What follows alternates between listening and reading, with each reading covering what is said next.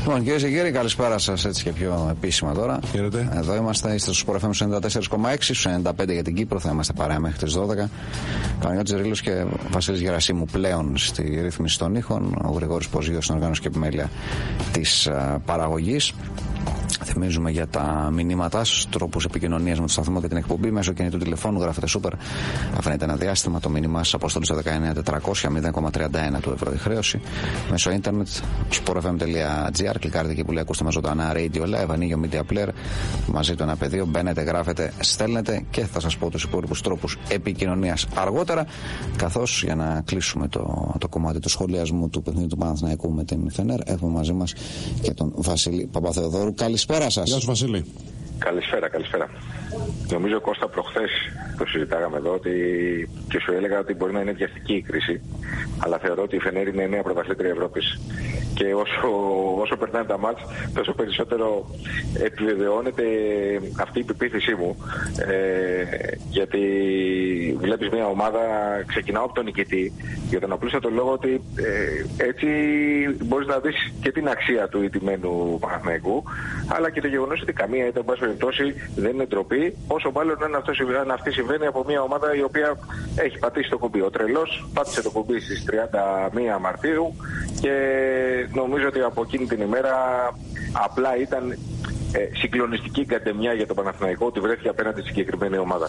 Καντεμιά ήταν, αυτό έγινε λόγω της ήττας της Μπασχόνη από τις Αλγύρης, έτσι. Αυτό έστειλε τη Φενέρ πάνω στον Παναθηναϊκό. Αλλά από εκεί και πέρα, για αυτό που λες για το θέμα της Φενέρ, ότι τη θεωρείς, από ό,τι καταλαβαίνω, πρώτο φαβορί για την Ευρωλίγκα, θα ήθελα να δω και πώς θα προσεγγίσουν το παιχνίδι και αμυντικά, αν θες.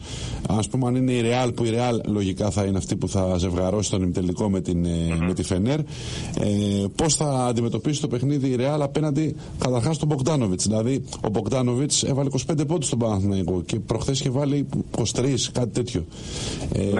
Πολύ ψηλό σκοράρισμα από ένα παίχτη που τον ξέρεις τι μπορεί να κάνει, αλλά σου βάζει σε δύο παιχνίδια τόσους πολλούς πόντους. Ναι, κοίταξε να δεις. Γεγονός είναι ότι ο Παναθηναϊκός σε πολύ μεγάλα κομμάτια και των δύο αγώνων ήταν εκτός και πλάνου ή εν πάση περιπτώσει εκτέλεσης πλάνου. Γιατί αν εξαιρέσουμε το δεύτερο ημίχρονο, το σημερινό, το οποίο θεωρώ και το καλύτερο ημίχρονο που έχει κάνει ο Παναθηναϊκός σε αυτά τα 4 πρώτα εμπασχολητώσεις της σειράς, δεν υπάρχει άλλο σημείο στο οποίο ο Παναθηναϊκός να προσέγγισε σωστά το μάτς, και εννοώ σωστά με αμυντική τακτική. Γιατί ο Παναθηναϊκός, αν το δούμε με επιμέρους σκορ, έχει δεχτεί 45 πόντους στο πρώτο ημίχρονο ενός αγώνα που είναι χωρίς αύριο. Εκεί τελειώνει η συζήτηση. Εκεί καταλαβαίνεις ότι υπάρχει μια ομάδα με κεφαλαία γράμματα και υπάρχει μια ομάδα με μικρά γράμματα.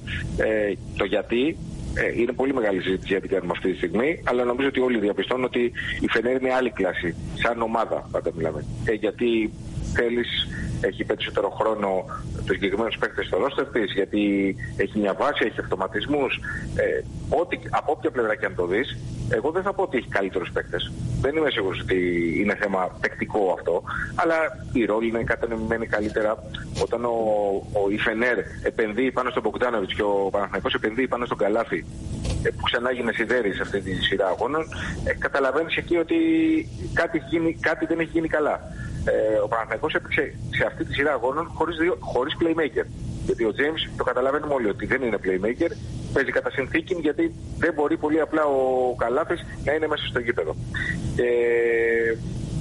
Από όποια πλευρά λοιπόν και αν το δεις, παρότι στο τέλος, στο τελευταίο λεπτό, υπάρχουν πράγματι δύο καθοριστικά σφαιρίγματα των διαιτητών, δεν νομίζω ότι θα άλλαζε κάτι. Ακόμα και αν κέρδιζε ο Παναθηναϊκός, δεν θεωρώ ότι υπήρχε πιθανότητα να γυρίσει αυτή η σειρά. Κυρίως από την εικόνα που βγάζουν οι δύο ομάδες. Δεν θα το πω αν ο Παναθηναϊκός έχει κάνει άλλες και άλλες νίκες. Έχει κερδίσει και πιο δύσκολους αντιπάλους από τη Φενέρ. Αλλά δεν σου δείχνει αυτός ο Παναθηναϊκός όχι ότι μπορεί να γυρίσει τη σειρά. Δεν σου δίνει καμία εμπιστοσύνη με τον τρόπο που παίζει. Και δεν μπορώ να πω ότι δεν πάλεψε. Ειδικότερα στο δεύτερο ημίχρονο και τα έδωσε όλα και σκύλιας. Αλλά υπάρχει και όριο. Και το όριο ουσιαστικά το βάζει λίγο και ο αντίπαλος. Και η Φενέρ βρήκε και μεγάλα σουτ στο τέλος από τον Μπογκντάνοβιτς. Είχε και καλά ποσοστά ευστοχίας. Κυρίως όμως αυτό συνέβη γιατί είχε πάρα πολλές ασίστ. Τα σουτ τα οποία πήρε ήταν ελεύθερα. Τα περισσότερα από αυτά, εν πάση περιπτώσει, δεν μιλάει για το τριποντ του Άντ, για παράδειγμα, από τα 9 μέτρα στο πρώτο ημίχρονο. Αλλά μια ομάδα που σε εκτός έδρας τόσο καθαριστικό κομμάτι κάνει 18 assist. Εναντί 11. Ναι, καταλαβαίνεις πόσο ομαδικά έχει παίξει. Και μάλιστα τα λάθη της ήταν 10, εκ των οποίων αρκετά από αυτά ήταν στην τελευταία περίοδο που πιέστηκε πάρα πολύ και από τον κόσμο που έδωσε τεράστια όθηση στο Παναθηναϊκό και από τους παίκτες όμως του Παναθηναϊκού που εκεί κατάλαβαν ότι δεν υπάρχει επιστροφή αν χάσουν και το σημερινό μάτι. Παρόλα αυτά, εκτιμώ ότι η διασταύρωση φταίει. Ο βασικός λόγος αυτός είναι. Αν ο Παναθηναϊκός είχε βρει με ντεζαβαντάζ έδρας, δεν λέω με αβαντάζ, με ντεζαβαντάζ έδρας, τη Ρεάλ ή τη Τζεσεκά, πιστεύω ότι είχε αρκετά σοβαρές πιθανότητες για να κυνηγήσει ή έστω να φτάσει στα 5 παιχνίδια. Τώρα με αυτή τη Φενέρ πιστεύω ότι όποιος και να ήταν απέναντί της, είτε ήταν η Ρεάλ, είτε η Τζεσεκά, είτε ο Ολυμπιακός, είτε ο Παναθηναϊκός, πιστεύω ότι μεγάλη τύχη δεν είχε. Και ο Παναθηναϊκός, παρότι σήμερα εξάντλησε τις πιθανότητες του, δεν τα κατάφερε, έχασε από μια ομάδα που είναι καλύτερη. Τώρα γιατί ο Παναθηναϊκός για 5ο χρόνο δεν θα βρίσκεται στο Final Four, αυτό επίσης είναι ένα πολύ μεγάλο κεφάλαιο που αξίζει συζήτησης. Πάντως η τελευταία διετία θα έλεγα ότι κάνει την καλύτερη δυνατή προσπάθεια και ας αποκλείεται με 3-0. Γιατί και πέρυσι και φέτος η δυνάμει αποκλείεται με 3-0, αλλά δεν είναι πάντα το σκορ αυτό που μετράει. Σημασία έχει και τι ομάδα χτίζεις. Μάλιστα. Ωραία. Έγινε, Βασίλη, ευχαριστούμε πολύ. Να είστε καλά, παιδιά, καλή συνέχεια. Καλό βράδυ. Καλό βράδυ. Λοιπόν, πριν συνεχίσουμε και ολοκληρώσουμε την εισαγωγή, να πούμε ότι το δεύτερο ημίχρονο ξεκίνησε ονειρικά για τη Σάλκε, η οποία σε 3 λεπτά μέσα βάζει 2 γκολ και ισοφαρίζει το πρώτο παιχνίδι, το σκορ του πρώτου παιχνιδιού, το 2-0 δηλαδή υπέρ του Άγιαξ. Κάνει αυτή το 2-0 υπέρ της. Έχει μπει και ο Χούντελαρ στο παιχνίδι. Ο Χούντελαρ μπήκε μετά το 1-0. Εν τω μεταξύ δεν είναι ο σκόρερ. Ο Γκορέτσκα είναι ο σκόρερ του πρωτοκόλλου, ο Μπουργκστάλερ του δεύτερου. Το θέμα είναι ότι αυτή τη στιγμή, ενώ στο πρώτο ημίχρονο έδειχνε ο Άγιαξ θα πάρει υπερπατητά την πρόκριση, αυτή τη στιγμή έχουμε σκορ παράτασης. Θυμίζω ότι έχουμε σκορ παράτασης και στο Μάντσεστερ. United Anderlecht είναι στο 1-1. Μπεσίκτας Λιόν είναι επίσης στο 1-1 σκορ πρόκρισης για τη Λιόν το συγκεκριμένο. Γκένκ Θέλτα, το μοναδικό παιχνίδι που είναι στο 0-0, και τα 4 παιχνίδια αυτή τη στιγμή βρίσκονται περίπου στο 55ο τους λεπτό. Λοιπόν, να ολοκληρώσουμε την εισαγωγή μας λέγοντας ότι επίσης μπορείτε να στείλετε mail εδώ για την εκπομπή στο rama05.yahoo.gr. Η επίσημη σελίδα της εκπομπής στο Facebook είναι αυτή που θα σας εμφανιστεί γράφοντας Fight Club 2.0 στην αναζήτηση του Facebook, Fight Club 2.0, Fight Club κάτω παύλα, αντιστοίχως στο Twitter, το ονοματεπώνυμα των δύο παραγωγών με ελληνικούς και λατινικούς χαρακτήρες για τα προφίλ και τις σελίδες τους, ενώ μπορείτε πολύ εύκολα να κατεβάσετε στο κινητό σας τηλέφωνο το Fight Clubικό application, είτε από το Google Play Store είτε από το App Store, αναλόγως για έκδοση Android ή iOS, ό,τι έχετε, γράφοντας ακριβώς το ίδιο πράγμα που γράφετε και στο Facebook, δηλαδή Fight Club 2.0, Fight Club 2.0 και ο τίτλος του application, το οποίο είναι βεβαίως τσάμπα, εννοείται, χωρίς διαφημίσεις, κανονικό, ωραίο, λειτουργικό και πλέον εδώ και λίγες μέρες και με τη δυνατότητα ακρόασης των 10 τελευταίων offline εκπομπών, οι οποίες να πω ότι είναι και μια ευγενική προσφορά από το αρχείο του καλού ακροατή με το αγαπημένο ψευδόνυμο Φυσαρούφα Τραπατώνη, ήθελα να το πω και αυτό, ο οποίος επιμελώς επί πολλά χρόνια έτσι κρατάει αρχείο της εκπομπής και τον ευχαριστούμε πάρα πολύ. Λοιπόν, ο Κώστας Βαϊμάκης και Γιάννης Τσαούσης είναι στα μικρόφωνα. Πριν συνεχίσουμε, να θυμίσουμε επίσης ότι στο Παρίσι εδώ και λίγη ώρα έχουμε συμβάν, το οποίο μέχρι στιγμή, σύμφωνα με τις πληροφορίες, έχει σίγουρα 2 νεκρούς και 1 τραυματία, έναν νεκρό αστυνομικό, έναν τραυματία αστυνομικό και νεκρό τον δράστη. Συνέβη στο κέντρο του Παρισιού, κοντά στη Σανζελιζέ. Οι πρώτες πληροφορίες από Reuters και BBC εδώ που κοιτάζουμε λένε ότι ένα αυτοκίνητο σταμάτησε, βγήκε ο άνθρωπος που κάθεται στη θέση του συνοδικού, άρχισε να πυροβολεί με ένα όπλο πολυβόλο. Δεν γνωρίζει κανένας εάν πρόκειται για τρομοκρατικό χτύπημα ή κάτι άλλο. Οι πρώτες πληροφορίες, είναι αλήθεια, μιλάνε για προσπάθεια ένοπλης ληστείας. Αυτό λένε.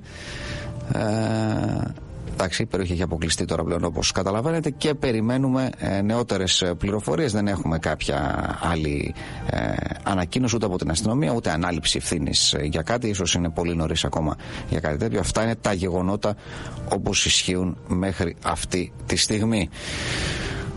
Λοιπόν, αυτά νομίζω είναι τα νέα μέχρι εδώ.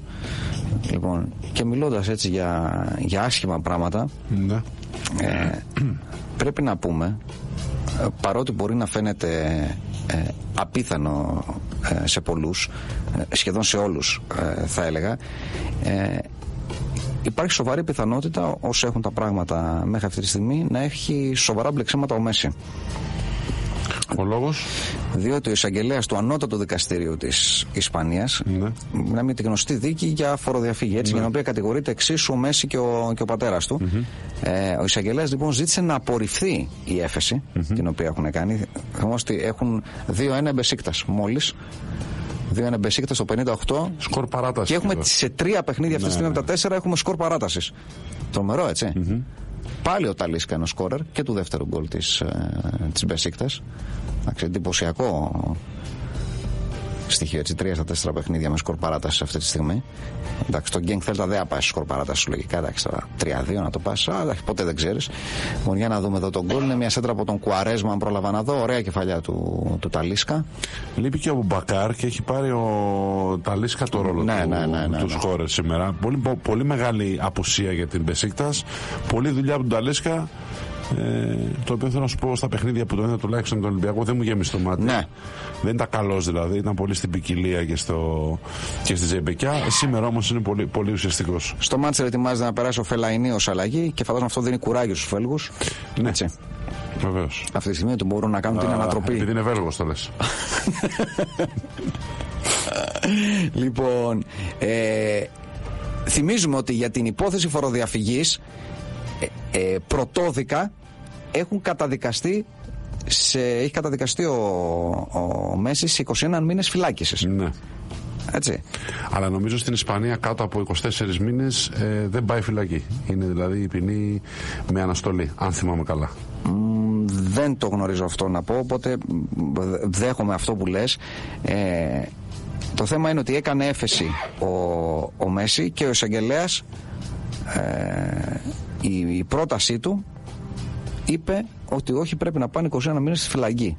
Ναι. Τέλος. Και τώρα το ανώτατο δικαστήριο πλέον, μέλος του οποίου είναι ο εισαγγελέας, έτσι, θα αποφασίσει αν θα επικυρώσει καταδίκες, αν θα τις κάνει πιο αυστηρές, πιο ελαφριές. Τώρα δεν ξέρουμε τι μπορεί να γίνει. Θέλω να θυμίσω τώρα ότι όλη αυτή η ιστορία, για να δούμε μερικές φορές πώς οι άνθρωποι, γιατί αυτό σκεφτόμουν διαβάζοντας την είδηση, πώς η απληστία του ανθρώπου μπορεί να σε μπλέξει. Μιλάμε για μια ιστορία η οποία έχει τρέξει από το 2007 μέχρι το 2009 και μιλάμε για ένα ποσό ουσιαστικά κάτι παραπάνω από 2 εκατομμύρια ευρώ, τα οποία είναι χρήματα που κέρδισε ο Μέση από την εκμετάλλευση των δικαιωμάτων της δικής του εικόνας και τα έκρυψε μέσα από μια σειρά offshore. Πρόσεχε τώρα, ο Μέση, έτσι, κάτι παραπάνω από 2 εκατομμύρια ευρώ, δηλαδή το ένα, δεν ξέρω τι, 7ο, 8ο των χρημάτων. Το συμβόλαιο του. Ναι, δηλαδή ακούγεται λίγο. Δηλαδή δεν είναι μια υπόθεση, παιδί μου, να πεις ότι ο Μέση από το 7 μέχρι το 9 έκρυβε όλα τα εισοδήματα. Εντάξει, ρε φίλε, έκρυψε 20-30 εκατομμύρια. Από την άλλη μεριά, τώρα εγώ έρχομαι να πω, ξέρεις, αν θες και ανθρωπιστικά, για ποιο λόγο να τον βάλεις φυλακή για όλο αυτό το πράγμα? Αν δηλαδή, έτσι λέει ο νόμος. Λέω ότι γιατί να μην πληρώσει ό,τι αναλογεί να πληρώσει, είναι ότι πρόστιμο έχει πληρώσει, το έχει κάνει ήδη αυτό. Θα το βάλεις φυλακή για 2 εκατομμύρια, το έχει κάνει ήδη αυτό. Γύρισε μέσω offshore. Τα έχει ήδη, ο Μέση είχε επιστρέψει τα χρήματα γιατί το παραδέχτηκε πριν καν ξεκινήσει η δίκη. Τα έχει επιστρέψει όλα. Θέλω να πω, πέραν το ότι είναι ο Μέση και είναι αυτός που είναι, δεν ακούγεται λίγο? Δηλαδή δεν σκότωσε και άνθρωπο εδώ που τα λέμε. Ναι, γι' αυτό και σου λέει ο δικαστής, γι' αυτό και είναι 21 μήνες. Εντάξει, είναι ο Μέση. Ναι, αλλά είναι 21 μήνες. Αυτό εγώ αφήνω ότι είναι ο Μέση. Μπορεί να ήταν ο Μίσα. Δεν έχει να κάνει ο Μέση. Ο Μίσα, έτσι. Ναι, βεβαίως. Θα το συμπαθείς Αρκουδάκος, έτσι. Ναι. Πρώτα την ηλικία μου, αλλά ναι. Εντάξει, φυλακή. Τι να σου πω. Α, προβλέπετε φυλακή, ρε φίλε. Δηλαδή ο νόμος είναι ίσως για όλους ή δεν είναι?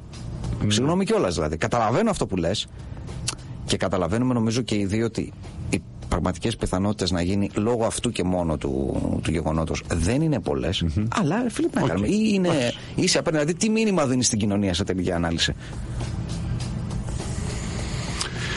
Το μήνυμα που δίνει στην κοινωνία είναι φέρε πίσω τα χρήματα. Μα το έκανα όμως. Αν μετανέστη γινόταν και δίκη. Ναι, πλήρωσε αυτά που είναι να πληρώσει σαν πρόστιμο γιατί απέκρυψε τα χρήματα. Το έκανε και αυτό. Η δημόσια διαπόμπευση και αν το ξανακάνεις αυτή μέσα. Και αν έχει γίνει. Και αν το ξανακάνεις μέσα. Αυτή και αν έχει γίνει. Δηλαδή, το θεωρώ λίγο σκληρό όλο αυτό το πράγμα. Ναι. Ακριβώς διότι το ποσό σε σχέση με τα οικονομικά δεδομένα του παίκτου είναι μικρό. Είναι 2 εκατομμύρια. Για μας μπορεί να φαντάζει ένα ποσό το οποίο σε όλη μας τη ζωή να δουλεύουμε δεν πρόκειται ούτε καν να πλησιάσουμε κατά το ίμιση ή κατά το 1/5 ή οτιδήποτε. Αλλά για ένα παίκτη ο οποίος βγάζει τα χρήματα που βγάζει ετησίως, ξέρεις. Τέλος πάντων. Ναι. Μου αρέσει ο τύπος. Τζάμπαλ είναι το application. Σιγά μου φαθάνε. Βάλτε το 1,99 για να το κατεβάσει ο κόσμος. Ναι. Εντάξει, λοιπόν, 0-1 η Θέλτα. 0-1 η Θέλτα μόλις. Οπότε ψάχνει 2 γκολάκια η Γκένκ. Τώρα δύσκολα τα πράγματα για την Γκένκ. Δεν μπορώ ρε εσύ, μου κάθεται εδώ η Θέλτα. Μου κάθεται εδώ η Θέλτα και όμως προχωράει. Ναι. Όχι, δεν έκλεψε 10 εκατομμύρια παιδιά. 2.300 ήταν. Ναι. Δεν ήταν 10, ήταν 2.300. Και εσένα που λες παίζει ο Κριστιάνο Ρονάλντο να πηγαίνει τσιγάρα στο Μέση που θα είναι στην Μπουζού, κάτσα να δούμε γιατί και με τον Κριστιάνο υπάρχουν θέματα φορολογικής φύσεως. Θέλω να πω ότι προφανώς στην Ισπανία όλοι έχουν βρει κάποιον τρόπο κάπως να τα βάζουν τα χρήματα. Συγγνώμη, τρομερό γκολ. Πάρα πολύ ωραίο γκολ. Ο Σύστο νομίζω το βάλε. Ναι, δεν το πρόλαβα. Το βλέπεις εκεί εσύ. Ναι. Μου έχετε βάλει άλλα εδώ, γι' αυτό δεν βλέπω. Μάλιστα. Λοιπόν, τέλος πάντων, θα τα δούμε. Ο οποίος Σύστο θέλω να πω είναι ο Χριστός στην Κύπρο, έτσι. Μάλιστα. Σε μια πιο ελεύθερη μετάφραση. Δεν μπορώ να πω πού χρησιμοποιείται ακριβώς αυτή η λέξη. Κυρίως. Ναι. Συγγνώμη. Ναι, θα έχει και ο. Περίμενα να δούμε και με τον Κριστιάνο τι και πώς θα γίνει. Ενώ και δεν ξέρω αν έχει συμβιβαστεί, δεν ξέρω τι έχει γίνει ακριβώς. Δεν ξέρω αν έχει κλείσει υπόθεση ή αν θα ανοίξει προσεχώς, θα τα δούμε όλα αυτά. Εγώ δεν ξέρω πώς σκέφτονται και πώς νιώθουν οι ομάδες. Δηλαδή, όταν φτάνει και χτυπάει η ιστορία Μέση και Κριστιάνο, πώς θα θυμάσαι πόσα χρόνια συζητάμε εδώ πέρα για τη Real, την ιστορία την περίφημη της υπενοικίασης, της πασοκικής τρομερής διαδικασίας που έκανε με το προπονητικό της κέντρο. Και με το Δήμο της Μαδρίτης. Ναι. Και εγώ λέω και η Μπαρτσελόνα ενδεχομένως και άλλες ομάδες. Αυτές πώς να αισθάνονται για αυτό το πράγμα. Δεν ξέρω, δεν ζούμε στην Ισπανία για να ξέρουμε αν υπάρχουν εκεί συγκεκριμένοι αδιάφθοροι δικαστές που θέλουν να πάνε το θέμα μέχρι τέλος. Αλλά λέω ότι αν έχουμε φτάσει στο σημείο να έχει προκαταβάλει ο Μέση τα χρήματα όλα τα οποία υπεξαίρεσε, να έχει παραδεχθεί την ενοχή του, να έχει καταβάλει πρόστιμο και παρόλα αυτά να πηγαίνει σε δίκη, να καταδικάζεται, να κάνει έφεση και ο εισαγγελέας να λέει όχι, να πάει φυλακή, εγώ λέω ότι και οι ομάδες δεν θα πρέπει να αισθάνονται γενικώς και πάρα πολύ άνετα, εν πάση περιπτώσει. Ναι. Και να δούμε αν στα πολιτισμένα κράτη πας φυλακή, πάμε παιδιά, ό,τι προβλέπουν οι νόμοι. Αν θυμηθούμε τα λατινικά που λέμε για την άλλη φορά, αυτό που λέμε dura lex sed lex. Είναι σκληρός νόμος, αλλά νόμος. Έτσι πάει η δουλειά εκεί πέρα.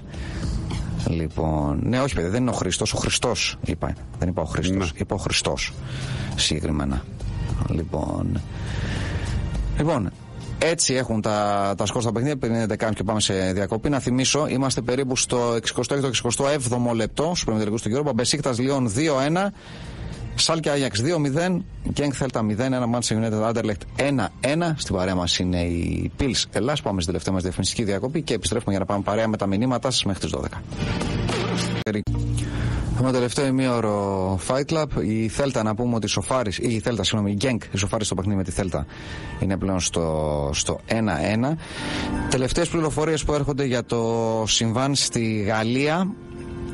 Λένε, έχουμε καταρχάς ανακοίνωση του εκπρόσωπου τύπου του Γαλλικού Υπουργείου Εσωτερικών, ο οποίος λέει ότι είναι πολύ νωρίς για να δούμε κίνητρο για την επίθεση, αλλά θεωρεί δεδομένο η γαλλική κυβέρνηση δηλαδή ουσιαστικά ότι η αστυνομική ήταν ο στόχος, δεν πυροβολήθηκαν τυχαία αστυνομικοί, ότι ήταν στόχος του εκτελεστή η αστυνομική. Άρα δεν νομίζω να είναι ληστεία. Δηλαδή αν είναι ληστεία δεν πας να στοχεύσεις τους αστυνομικούς, προφανώς λέω. Έτσι. Επίσης έχουμε και τις πρώτες μαρτυρίες ανθρώπων. Ένα Audi 80 ήταν το αυτοκίνητο, από ό,τι βλέπουμε. Το είδα, τέλος πάντων, βγήκε ένας τύπος και άρχισε και άνοιξε πυρ σε ένα αστυνομικό. Άκουσα 6 πυροβολισμούς. Λοιπόν, αυτά είναι τα νεότερα μέχρι αυτή τη στιγμή. Εάν έχουμε περισσότερα, έχει σφραγιστεί όλη η περιοχή γύρω από το Σανζελιζέ αυτή τη στιγμή. Το παρακολουθούμε. Αν έχουμε οτιδήποτε νεότερο, βεβαίως θα σας ενημερώσουμε. Θα πω, πριν πάμε στα μηνύματά σας, αφού δεν το ξεχάσουν, βγήκε η 10η χρονιά σήμερα στην Premier League. Ναι. Υπάρχουν εκπλήξεις. Ναι, την οποία τη βγάλει, να πούμε, 100 μέλη της Αγγλικής Ομοσπονδίας. 100 σύλλογοι ουσιαστικά. Μέλη της Ομοσπονδίας που 100 συλλόγους ψηφίζουν. Και έχουμε μέσα.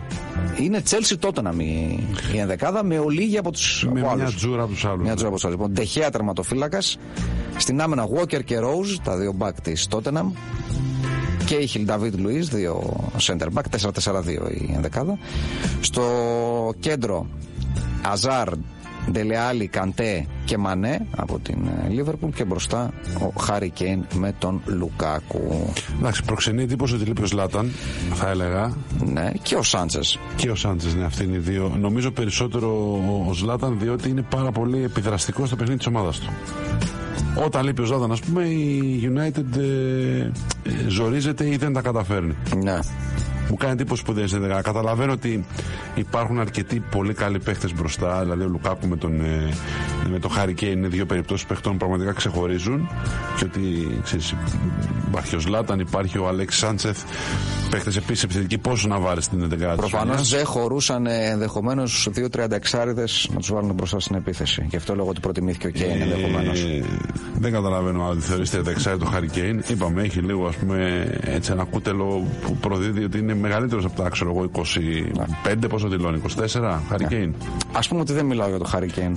Ας πούμε ότι για το Χάρι Κέιν αναφέρεσαι, δεν πάω να αναφέρεσαι σε κάποιον άλλον που δηλώνει 23χρονος. Ναι, σωστό. Έτσι όπως το λες, έχεις δίκιο, δεν μπορώ να αναφέρω. Έχει κάνει η ζωή περιστροφές γύρω από το κορμί του 1 εκατομμύριο φορές, δεν εννοείς αυτό. Μπορεί σε χρόνια εξωπλανήτη ο Λουκάκου να είναι 23, αυτό δεν το αμφισβητούμε σε καμία περίπτωση. Πολλά πράγματα από την NASA. Δηλαδή, αν έρχεται από εκείνο το πλανήτη που ανακαλύφθηκε και είναι 40% μεγαλύτερος από τη Γη, μπορεί και τα χρόνια μετά διαφορετικά. Να. Έτσι. Και στο Σούπερμαν ήταν ο Καλέλ που ήρθε στη Γη, δηλαδή. Εντάξει. Συμβαίνουν αυτά τα πράγματα, ναι. Έτσι. Λοιπόν, όχι, παιδί, δεν είναι δεύτερος αστυνομικός νεκρός, δεν υπάρχουν τέτοιες πληροφορίες. Υπάρχουν πληροφορίες, ένας αστυνομικός νεκρός και ένας τραυματίας, όπως επίσης νεκρός είναι ο δράστης της επίθεσης. Αυτά γνωρίζουμε μέχρι στιγμής. Παρακολουθούμε, αν υπάρχει κάτι νεότερο θα σας το πούμε από τα ξένα ειδησιογραφικά μέσα ενημέρωσης. Τα οποία βλέπουμε, γιατί και οι πληροφορίες, που ξέρετε, έρχονται με το σταγονόμετρο σε αυτές τις περιπτώσεις. Λοιπόν, πάμε λίγο να δούμε τα δικά σας μηνύματα. Να δούμε τι καλά μας λέτε εδώ πέρα. Μεγάλη αλήθεια, κάθε δεκάδα της χρονιάς αγωνιστικής κλπ. Είναι 4-4-2. Συνήθως, ναι, για να μπορέσουμε να μην αδικήσουμε, δηλαδή να βάλουμε οπωσδήποτε δύο επιθετικούς. Ναι. Στην Αγγλία σημαίνει αυτό. Οι άλλοι πια τις κάνουν 4-3-3 πιο πολύ, αλλά στην Αγγλία κρατάνε το 4-4-2. Ούτε Φελαϊνί ούτε Σβάινστάιγκερ μέσα, άσε μας με τους μυρωδιάδες.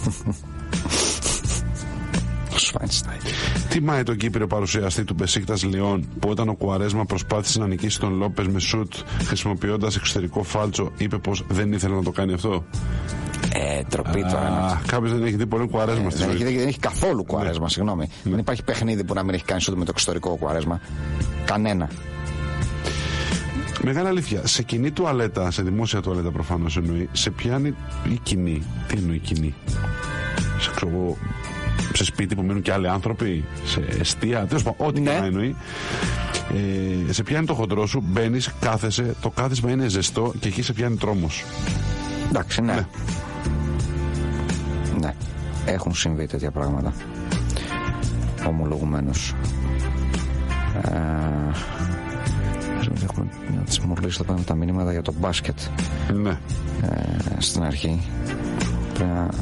να σκάψεις κάπως ανάμεσα σε αυτά. Ας κάψω εγώ πιο ψηλά που έχουν έρθει τα τελευταία μηνύματα. Για να βρεις τα υπόλοιπα, ναι. Σήμερα είμαστε με τους ανύπαρκτους Βέλγους Έλα Μοριγκέν Καρόστια, Φόρτσα Άντερλε. Ο Χρυσάνθεμος Νινιάδης λέει, σωστά, συγγνώμη, έχουμε κόκκινη στο Άγιαξ Σάλκε για τον Βέλτμαν.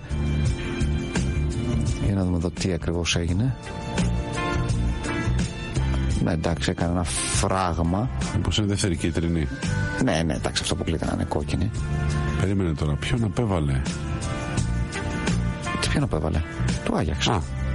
Μάλιστα. Ναι, τον έβαλε με δεύτερη κίτρινη για φράγμα στο 78. Ναι. Okay. Ο Χρυσάνθεμος Νινιάδης λέει το εξής. Μετά το είμαι ο Ιάτζεκ Μοχ, το είμαι ο Σάκης Τανιμανίδης, τώρα έχουμε και το είμαι ο Γιώργος Μαζονάκης. Είναι μεγάλη αλήθεια αυτό. Είναι μεγάλη αλήθεια. Κύριε, κανονίστε στα σπότ της επόμενης σεζόν να αυτοσυστήνεστε. Βεβαίως. Ναι, το είμαι ο Γιώργος Μαζονάκης είναι μεγάλο new entry. Ναι. Πρέπει να πω. Ναι. Πάντως, παιδιά, λέει εδώ στην Αμερική ο Wesley Snipes που έκανε φοροδιαφυγή έκανε 2-3 χρόνια φυλακή. Νομίζω έκανε παραπάνω ο Snipes. Πρέπει να έκανε 7 χρόνια φυλακή ή κάτι τέτοιο. Νομίζω έμεινε τόσο μέσα. Αν δεν κάνω κάποιο λάθος. Και όταν βγήκε η πρώτη ταινία που το ξαναείδαμε ήταν το Expendables το 3, το τελευταίο. Εκεί έκανε το comeback ο Snipes. Άρτη αποφυλακιστής που λέμε. Ναι. Νομίζω ήταν τόσα χρόνια.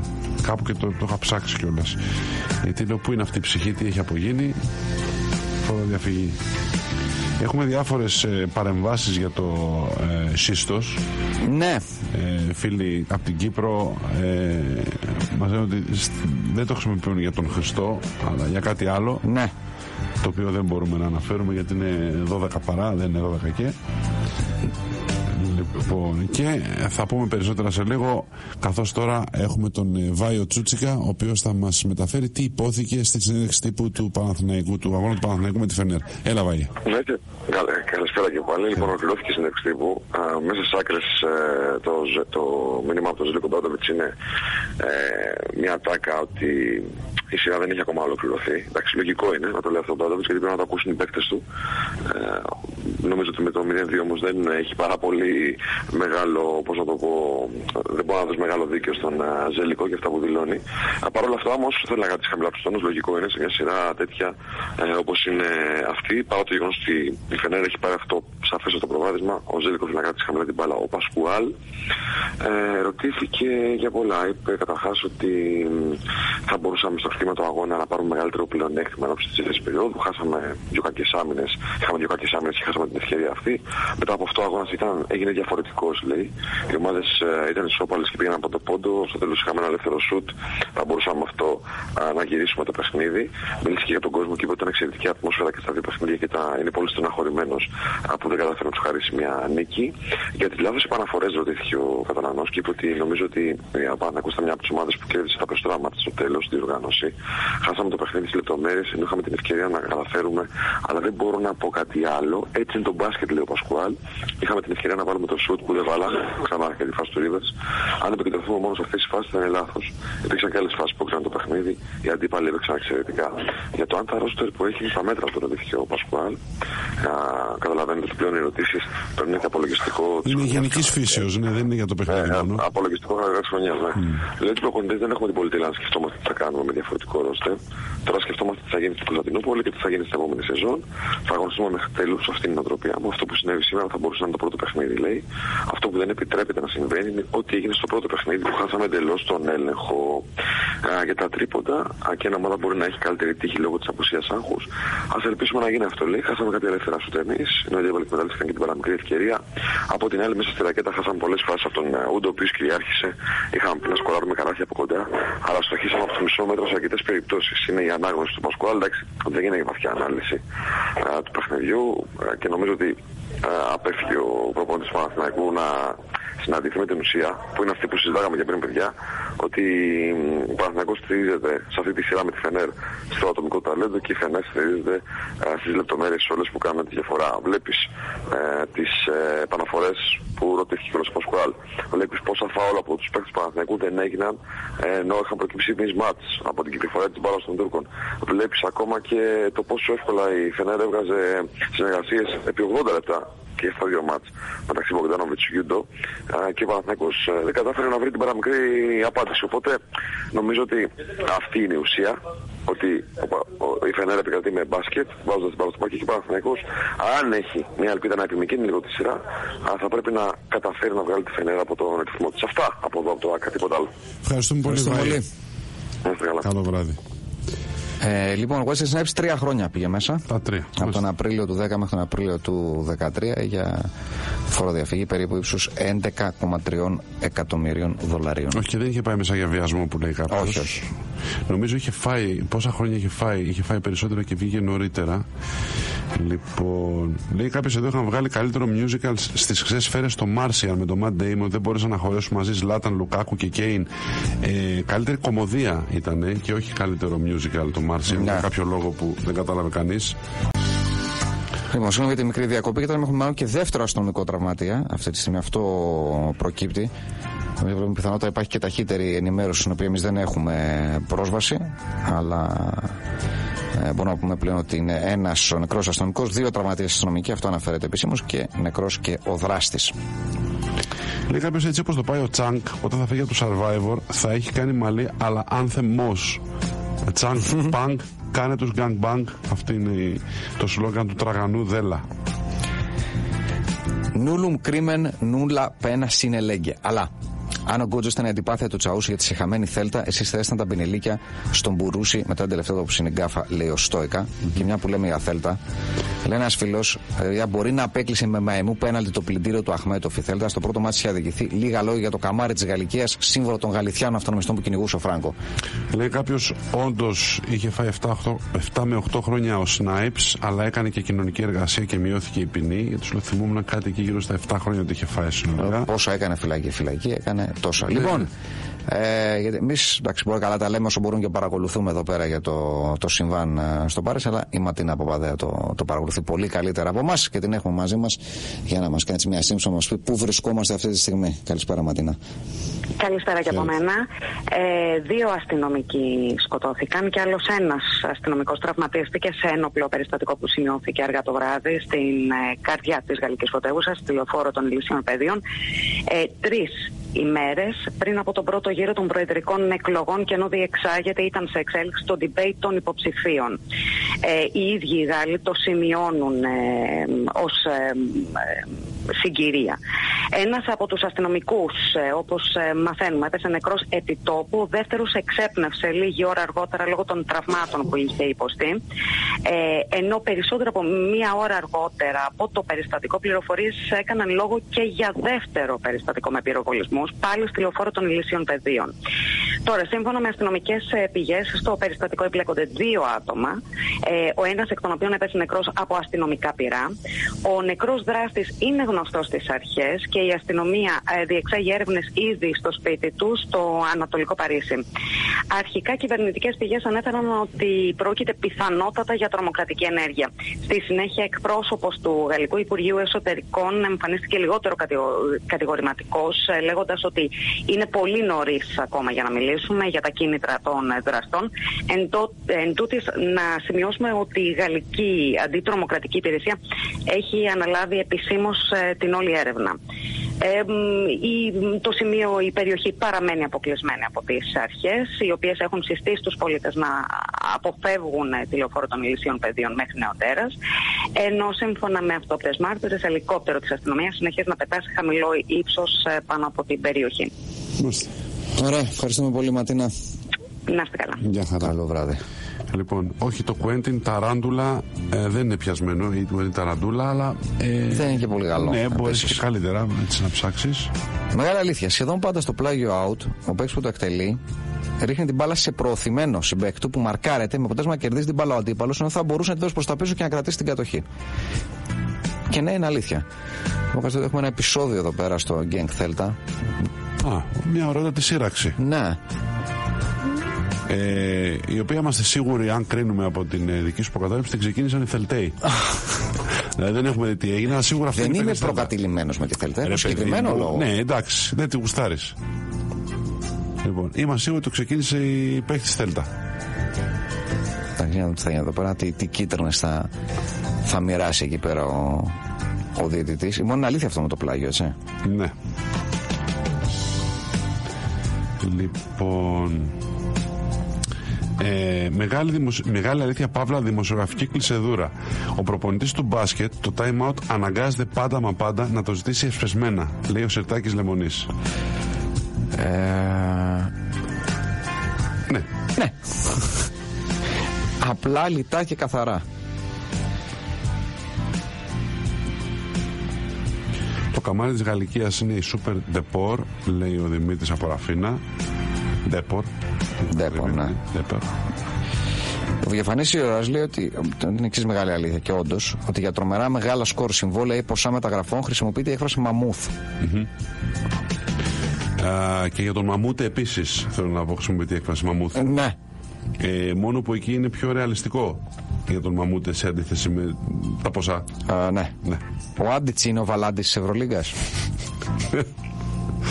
Λέω ο Λεπρός Τζέιμς. Ο Βαλάντης είναι προκλητικός όμως. Είναι ισοκύτατος. Σωστό. Λοιπόν, έχουμε νέα με τον τύπο με την πρώην. Για πέ. Τζίφος, η πρώην βγάζει πολύ κόμπλεξ και εγώ δεν είμαι σε φάση να μπλέκομαι. Πήρα τηλέφωνο λοιπόν, δεν ακουγόταν καλά γιατί μάλλον με έβαλε σε ανοιχτή ακρόαση. Κάποια στιγμή λέει μισό λεπτό με φωνάζουν, έκλεισε το μικρόφωνο και αργότερα επέστρεψε πιο επιθετική. Προφανώς ήταν η κάρχια η χοντρή μπροστά. Περιπλέκει πολύ τα πράγματα, ρωτάει τι ακριβώς θέλω.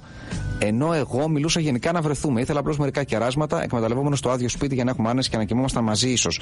Μόλις άκουσε για σπίτι, απάντησε καλύτερα να πάμε για καφέ και εν τέλει μου είπε: αν αυτό ψάχνεις να ξέρεις πως δεν πρόκειται να κεράσεις. Μου το έβγαλε ξινό, μάλλον δεν έχει οριμάσει αρκετά ή ίσως εγώ ζητάω παράλογα πράγματα. Ντράπηκα να πω στα ίσα μόνο κέρασμα θέλω και έτσι απάντησα: καλώς, μιλάμε αύριο. Αύριο μόλις κλείσει θα την πακετώσω, δεν έχω όρεξη για συζήτηση και να γίνουν τα χλεχλένια μου τσουρέκια. Εκτός αν εσείς οι μέτρου του είδους έχετε στρατηγική που θα αποδώσει σίγουρο κέρασμα. Ευχαριστώ όλους, μεγάλη αλήθεια. Σε εθνικό δρόμο εκτός από εκκλησία θα πετύχουμε και κλαρίνα, λέει ο Βιέρη και Βασίλευε, κλείνοντας το μήνυμά του. Ναι, αλλά είναι ανώριμοι αυτοί που δεν θέλουν να δει στο σπίτι. Ναι, έλατε. Δηλαδή. Και είσαι εσύ όριμος, δηλαδή που θα έχει ζαλίσει τώρα, δηλαδή. Δηλαδή τώρα, εντάξει. Μαζί σου είμαστε κατά βάση. Αλλά δεν είναι τώρα και επιχείρημα, είναι ανώριμοι γιατί θέλω να έρθει σπίτι γιατί λείπουν οι δικοί μου. Είναι πρώην, παραλαμβάνω. Δεν είναι η νυν για να πει ότι πάει κάποιο θέμα ανωριμότητας. Είναι η πρώην. Έτσι είναι. Και το έχεις ψιλοπιέσει, είναι αλήθεια. Λέει κάποιος, κοίτα να δεις πώς θα φέρνει η συγκυρία να έχουμε συμβάν που ευνοεί τη Λεπέν λίγες μέρες πριν τις εκλογές, λέει ο Δημήτρης από Ολλανδία. Κάτι πράγματα λέω εγώ. Σατανικές συμπτώσεις. Εντάξει, δεν ξέρω. Σατανικές συμπτώσεις, δεν λέω κάτι άλλο. Δεν ξέρω αν ισχύει αυτό το πράγμα. Δεν γνωρίζω. Αν κάποιος γνωρίζει, αν κάνει μάλλον έτσι εύκολα το συσχετισμό ή γνωρίζει τόσο καλά τα της γαλλικής κοινωνίας, οκ, αν ισχύει το δεύτερο. Ναι. Αλλά τώρα το πρώτο δεν νομίζω, εγώ δεν θα έκανα τέτοιο συσχετισμό στο κεφάλι μου δηλαδή. Μπορεί και να ισχύει.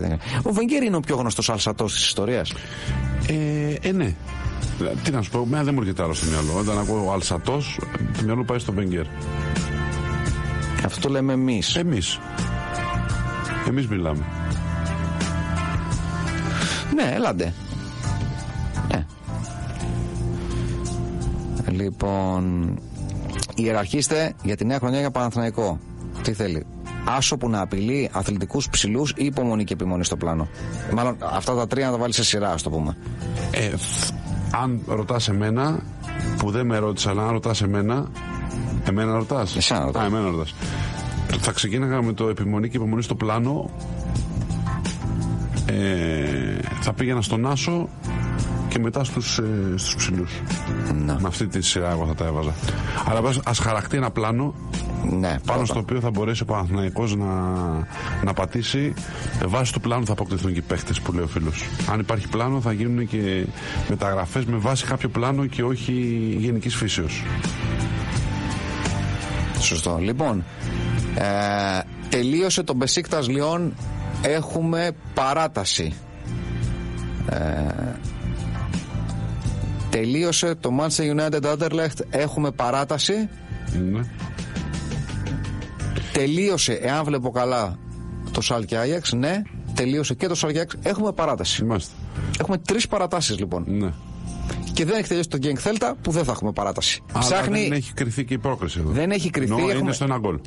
Παίζουμε 2,5 λεπτά καθυστερήσεων. Μένουν άλλα τόσα και η Genk ψάχνει ένα γκολ για να προκριθεί. Αλλιώς περνάει η Θέλτα. Είμαστε. Εκεί είμαστε. Ο Ζλάταν τραυματίστηκε εδώ μεταξύ στο παιχνίδι που βλέπαμε ή όχι? Δεν νομίζω ότι έχει ξαναγίνει τέτοιο πράγμα. Ναι. Έτσι, σε προημιτελικούς Europa League 3 στα 4 παιχνίδια να πηγαίνουν στην παράταση. Ναι. Νομίζω ότι έχει ξαναγίνει τέτοιο πράγμα. Μιας φοράς θα μπορούσαμε να πούμε ότι οι νεροτσουλήθρες στη Μύκονο γιατρεύουν την υψοφοβία και την νεροφοβία. Βεβαίως, είναι ιαματικά τα νερά. Μα το λέγαμε και. Δεν το λέγαμε εδώ, δεν θυμάμαι πού. Ότι είναι ιαματικά γενικά το κλίμα στην Μύκονο, γι' αυτό και πήγε και ο Δημοσθένης Βεργής όταν βγήκε από τη φυλακή. Με σοβαρό πρόβλημα υγείας. Ναι. Θέλω να πω, πας σε ένα μέρος που ξέρεις ότι είναι. Τα λουτρά της Εδιψού είναι και η Μύκονος. Δηλαδή δεν είναι άλλο μέρος το οποίο να είναι τόσο ιαματικό.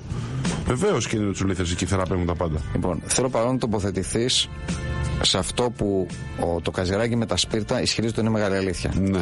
Όλοι οι κλαρινογαμπροί ποδοσφαιριστές, κλαρινογαμπροί συγκεκριμένα. Και χρόνια πολλά στον Παντίδο. Κάπου το έβαλε, δεν θυμάμαι που το είδα. Το Σοπρέρο, το Καλ, δεν θυμάμαι. Σήμερα. Χθες νομίζω. Έγραφε χρόνια πολλά στον κλαρινο. Οπωσδήποτε. Της καρδιάς στον μας. πλέον, θα έλεγα. Ναι, στο κλαρίνο της καρδιάς μας. Λοιπόν, όλοι οι κλαρινογαμπροί, εάν δεν ήταν ποδοσφαιριστές, θα κάνανε PR σε μπαρ στον Κορυδαλό, θα είχαν iPhone 7 και 12 ευρώ στην τσέπη τους. Δεν μπορώ να είμαι βέβαιος. Αλλά δεν σε βλέπω να παίρνεις και μεγάλη απόσταση. Η απόσταση που παίρνω είναι από εδώ μέχρι το Γερασίμο. Δηλαδή, τι λες, και μεγάλη απόσταση. Εντάξει. Οπότε με λίγα λόγια, Καζάκι με τα σπίτια, αν είχες γράψει 25 ευρώ, νομίζω θα είχε συμφωνήσει. Λοιπόν, ο Ζλάτανας σήμερα έχει περάσει και τον Πατίκα και τον Δίντσικο μαζί. Ποιος συγκινητικός τους θυμήθηκε. Φίλε με την πρώην, στείλε μήνυμα, κρίμα, τόσο σένφια και ούτε ένα κέρασμα. Και αν δεν πιάσει, πάρε μια πιτονιά και τράβα για ψάρεμα.